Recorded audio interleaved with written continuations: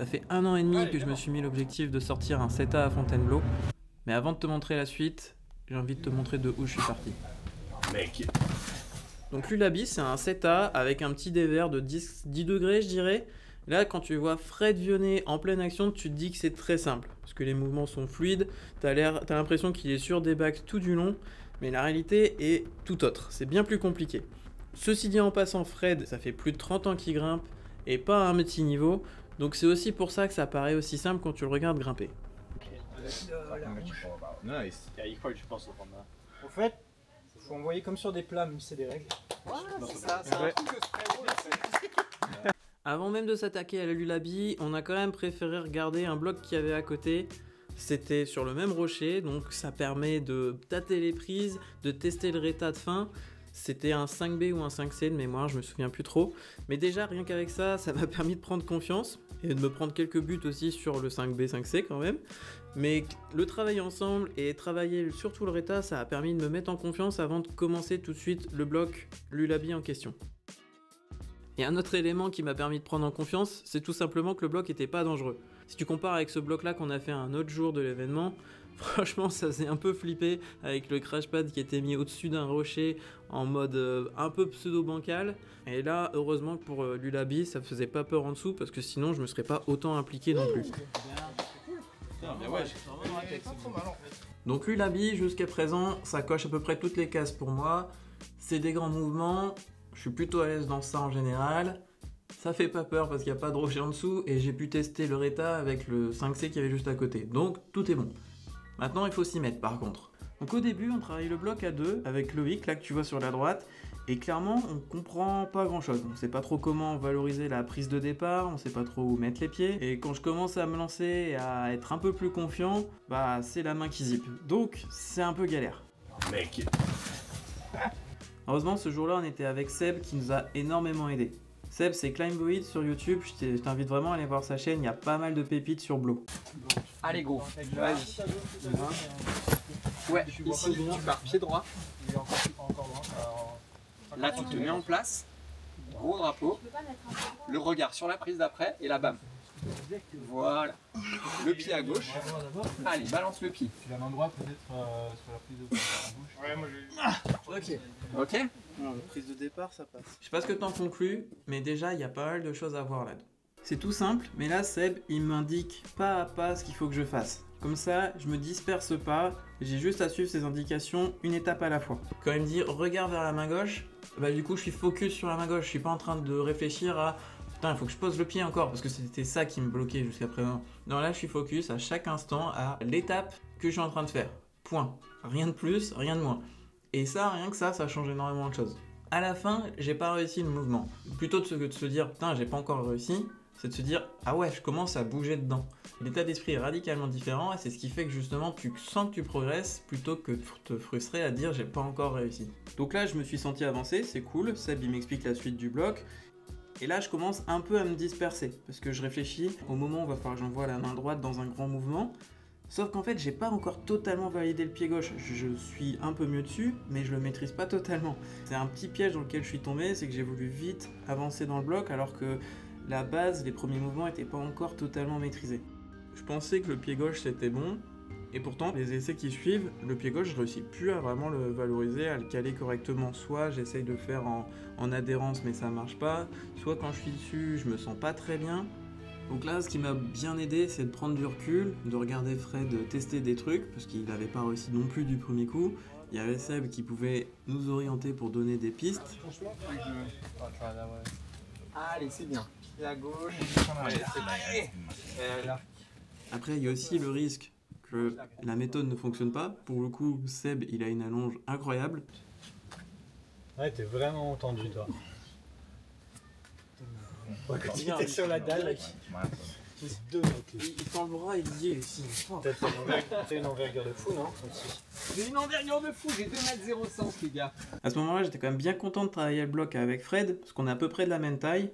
Bon, il a 50 ans, mais il a un paquet d'années d'expérience en grimpe, et en plus, il est très très fort sur le côté mental.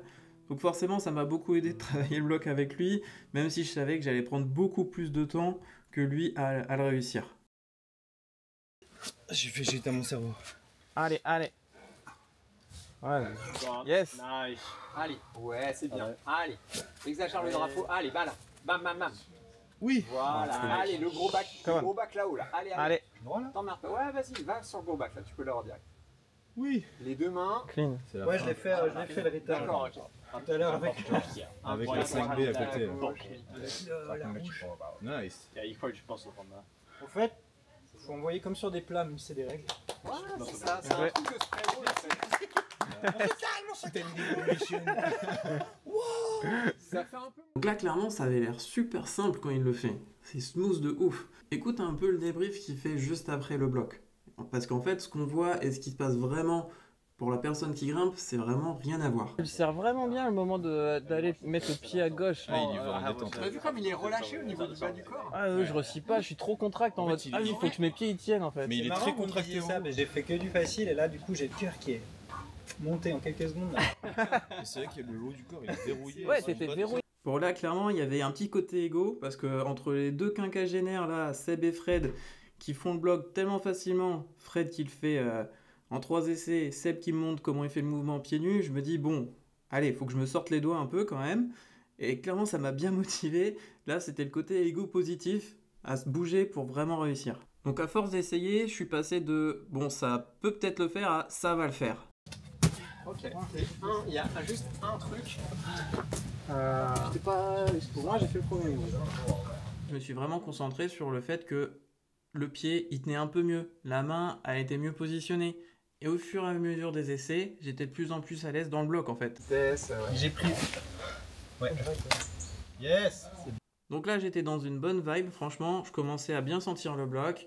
J'avais aussi bossé que le mouvement de pousser sur le pied gauche pour envoyer la main droite, ça c'était calé aussi. Du coup là, dans ma tête, c'est bon, tout y est. J'ai calé chaque partie du bloc, il n'y a plus qu'à finir.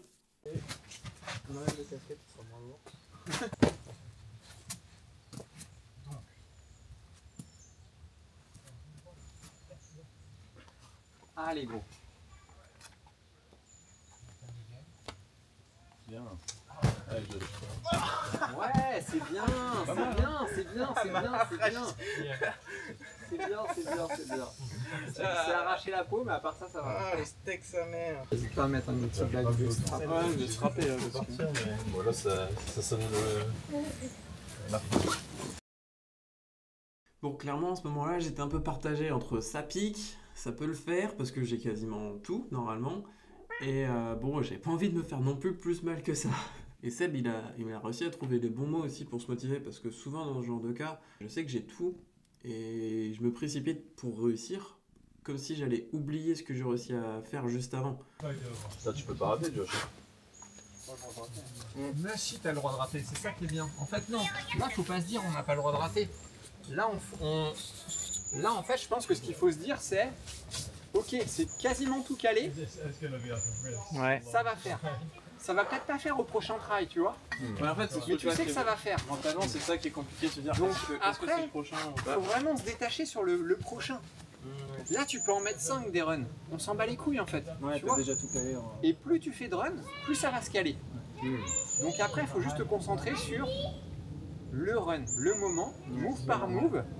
Tu penses à ta respiration, tu penses au regard, à viser la bonne prise et tout, tu vois. Mais être là-dedans, pas penser à ça passe ou pas, tu vois.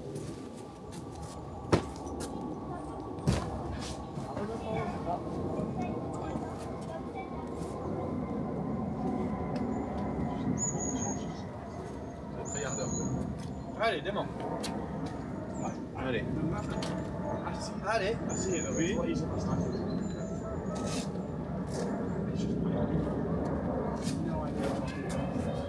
Oui. Allez. Allez, gros. Allez, allez, c'est bien. Démarre. Allez, sors là. Bravo. Pas de doigt, pas de seta. La première.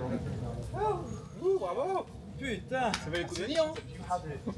Petite parenthèse juste avant de terminer le débrief du bloc, tu le sais peut-être, je suis coach sportif et j'accompagne les personnes qui ont des objectifs tels que remise en forme, perte de poids, être en meilleure santé ou sur des objectifs plus typés performance. Donc si tu connais quelqu'un que ça intéresse, n'hésite pas à lui partager Le lien que tu verras juste en commentaire de la vidéo. Merci à toi. Bah, il a réussi. Voilà, J'avais le droit d'aller autant à droite avec le talon? Bah en fait parce que t'es arrivé un peu bas sur la prise, tu vois. Voilà. Ouais, parce que là, je me suis senti. Franchement, il y a un moment, j'ai senti. Wow. Que quand t'es bien, tu prends pas la tête, tu gardes main droite, tu rematches même pas, tu balances juste pas. Ouais, là, j'étais pas très bien sur la main droite, j'ai voulu remettre main gauche. Mais tu t'es très bien réorganisé, franchement c'était parfait, c'était nickel. Il y a un petit truc que Seb a dit à la fin, c'est que tu as réussi à te réorganiser. Parce que je sais pas si tu as fait gaffe, mais dans le bloc, je cale un talon à droite, alors que Fred le fait avec un superbe drapeau pour finir, juste à l'avant-dernier mouvement. C'est très représentatif pour moi justement de ce que c'est l'escalade. Tu avais un peu la bêta optimale, c'était de faire le drapeau, d'envoyer main gauche, tu finis normalement plutôt proprement, sans trop te fatiguer. Et là, j'ai dû caler un talon parce que j'étais pas bien, mais j'avais pas envie de lâcher. Je me sentais bien sur ce run. Il est pas parfait, mais je me sentais bien. Tu vois, mon gainage, il lâche un peu. Le bas de mon corps, il lâche un peu. Je me suis réorganisé, c'est exactement le mot. C'est que je me suis dit, ok, il faut vite que je cale un talon, sinon je vais tomber. Et ça aussi, c'est vraiment quelque chose qu'il faut prendre en considération. C'est que c'est pas parce que tu as la méthode parfaite. Enfin, tu t'en fous de faire la méthode parfaite. L'objectif, c'est quand même d'arriver en haut. Et tu vas t'adapter en fait. Donc lance-toi, c'est pas grave si tu réussis pas, donne-toi les moyens d'essayer.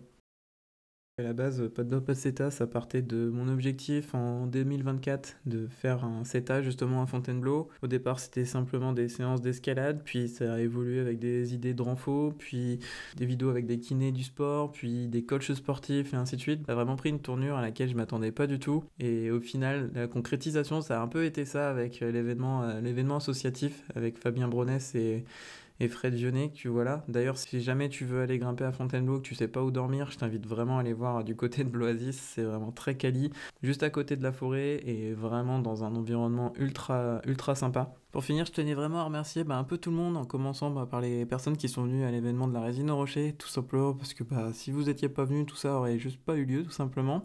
Je pense que vous avez bien pu kiffer entre les conseils de Fred, Bloisis qui était quand même hyper sympa, et puis la présence de Seb le deuxième jour, franchement c'était du super partage. Pour certains c'était la première fois à Fontainebleau, donc franchement c'était une putain d'expérience. Et pour terminer, je finirai par te remercier de toi qui regarde ces vidéos, parce que sans ça, si t'avais pas regardé ces vidéos là, quelle qu'elle soit, tout simplement tout ça n'aurait jamais eu lieu, clairement.